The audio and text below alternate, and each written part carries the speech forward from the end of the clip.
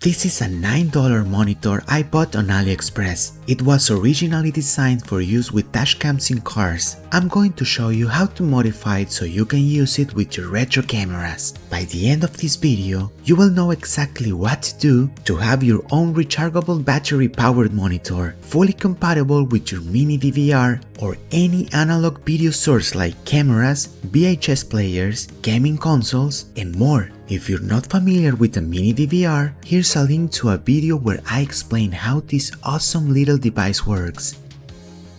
But is it worth the effort? Well, I'll give you the reasons why I did it, and if you relate to them, then the answer is yes. 1. I have several retro cameras that don't have a monitor, and most of the older cameras I modified from the 70s and 80s don't even have a viewfinder, so it was really necessary to have a way to monitor what the camera sees. 2. Professional monitors options are really expensive. Sure, they have tons of great features, but for what I need, it just didn't justify a bigger investment, and this one is really cheap. Plus, most of those monitors don't have analog video inputs. And 3. Electronic projects are just super fun for me, and this one is not really hard. Let's start with what we'll need. Our $9 monitor from AliExpress. A 3.7 volts lithium polymer rechargeable battery. I recommend a 2000 mAh one, which costs about $3 on AliExpress. A USB charging module with a voltage booster LX-LCB-ST costs less than $1 on AliExpress. A 4-pole TRRS female connector, which costs less than $1 on AliExpress. A small on and off switch costing less than $1 for 20 pieces. And that's it, we're ready to start. This is the box it comes in. As you can see, it's labeled for use in cars. It's a 4.3-inch TFT screen, and it says it requires 12 volts to work, although I'll explain later that this is not necessarily true. It consumes 3 watts, so with a 2000 mAh battery, the monitor stays on for around 2 hours. In the box, you only get the monitor and a cable for external power, which we won't use because we will be installing a battery. This is the second monitor I bought. As you can see, the first one I already modified is slightly different. The edges are more squared, but the process is the same. The monitor has 3 connectors. The white and yellow ones are both video inputs, which means the monitor supports 2 video sources, and you can switch between them using the buttons on the back, but we only need one. The red cable is for power. This monitor doesn't have audio inputs or speakers, so it doesn't play sound. However, for use with retro cameras, I think it's more than enough. Remember, this is a basic monitor. You won't find advanced features, but for framing shots, it's pretty useful. In summary, what we'll do is install a 3.7 volt battery. However, as we saw earlier, the monitor theoretically requires 12 volts. But after some testing, I found that it only needs 7 volts or more to work properly. So to power it correctly, we'll use a voltage booster to reach those 7 volts, and it will also help charge the battery via the USB-C port. We won't go higher to make the battery last as long as possible. Plus, since I want to use it with retro cameras, we'll modify the RCA ports by installing a 3.5mm input. And lastly, we'll install an on and off switch. We'll start by removing the monitor stand. Since we won't be using it, you only need to unscrew one long screw. Now, I'm going to cut this part, as that's where I plan to install the battery. I'll use some pliers for that, and then smooth out the surface with my trusty portable mini drill. And then taking out a couple of screws to remove the back cover. As you can see, it's very simple. As you can see, on the monitor's board there are 4 solder points. I'll use the multimeter to identify which signal corresponds to each point. To make it clearer, I'll draw a small diagram. Remember, I'm by no means a professional, so there's probably a better way to represent this. Let me know in the comments if you get what I'm trying to teach with my probably terrible teaching methods. But if you don't have a multimeter, no worries, just follow this diagram and you are all set. Now that we have identified the points, we can desolder them and remove the original cable since we won't be using it. First, I will take care of the power supply. For that, I will install the voltage booster. As you can see, these points are where the current comes in, meaning this is where the battery should be connected. And these other 2 points are the output, so they will be connected to the monitor's board following the diagram for positive and ground.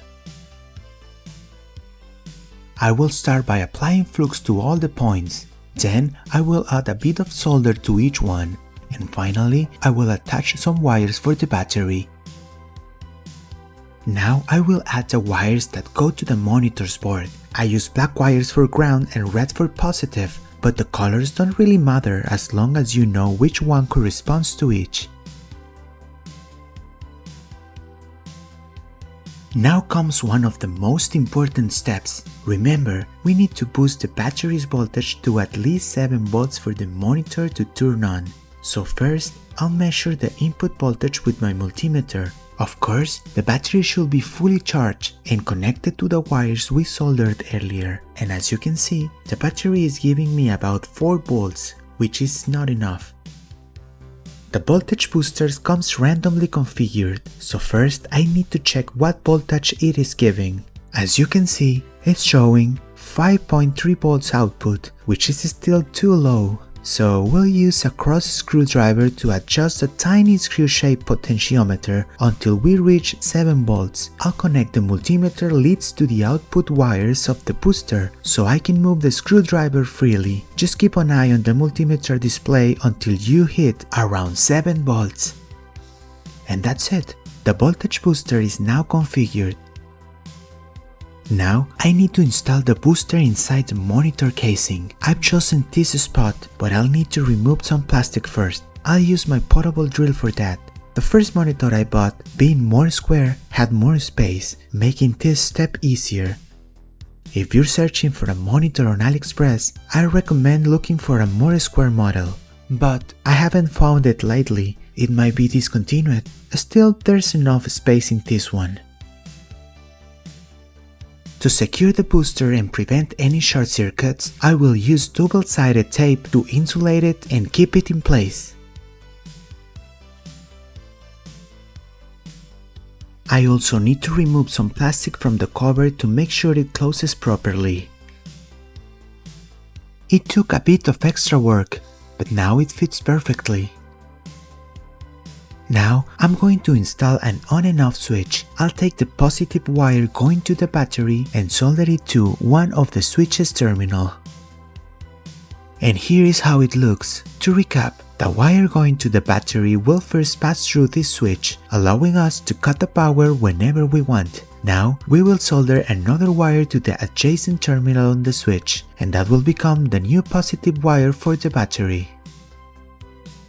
But before installing the battery, I'm going to solder the wires going to the monitor's board following the diagram. Remember, the red wire is positive and the black wire is ground. And that's it. Here's how it turned out.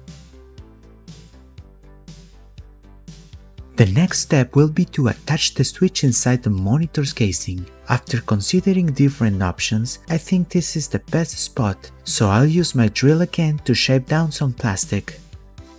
I had already made space for the switch, but when I put the other part of the monitor casing on, it just wouldn't close, so I had to swap the switch for a smaller one.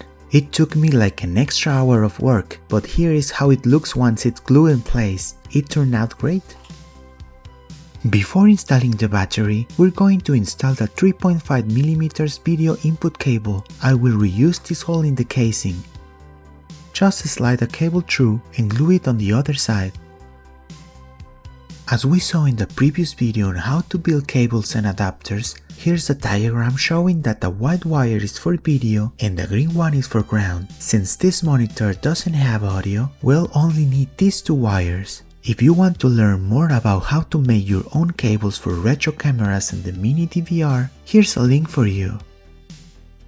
Now, following the diagram, we just need to solder the white wire to either of the 2 video inputs on the monitor's board. and the green wire to ground. And that's it, we have got our video input connector installed. Now all that's left is to install the battery. I will have loved to place it inside the monitor, but there's no space, so I'll mount it outside. To do that, we'll run the two remaining wires, the red one, which is positive and comes from the switch, and the black one, which is ground and comes directly from the voltage booster. We'll reuse the other hole in the casing to route the wires.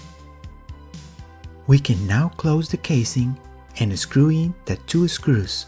Now we just need to solder the wires to the battery. We're almost done, but I haven't tested it yet. Will it work? I'm really excited to find out. And done! I've soldered the wires.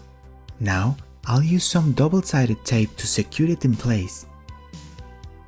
And I'm going to protect the entire battery with heavy-duty tape. I've used it in other projects and it works great. I'm not selling it, it just works for me. Neat! Now it looks nice and clean. What do you think? Before doing the final test, I'd like to address another detail. On the first monitor I modified, since it was more square, it was easy to add a cool shoe for flashes, so I could use a small monitor mount adapter. But with this model, it was more complicated. I ended up drilling a hole in the back and attaching this small nut compatible with monitor mount adapters. I wasn't too happy with this solution, since there are sensitive wires just below the nut that could damage the monitor. I'll be exploring other options soon, but if you have any suggestions, let me know in the comments. Now the moment of truth. I've got the mini DVR connected. Let's flip the switch and... yes! It works! And there you have it, not only a fully functional portable monitor for very little money, but also a super fun project to make. I want to sincerely thank everyone who supports this small channel with your comments, likes, and shares. I truly love sharing this small but incredibly important hobby with all of you, so I'm asking for your continued support to help the channel grow bit by bit and bring more interesting projects like this. Thank you so much and see you in the next video.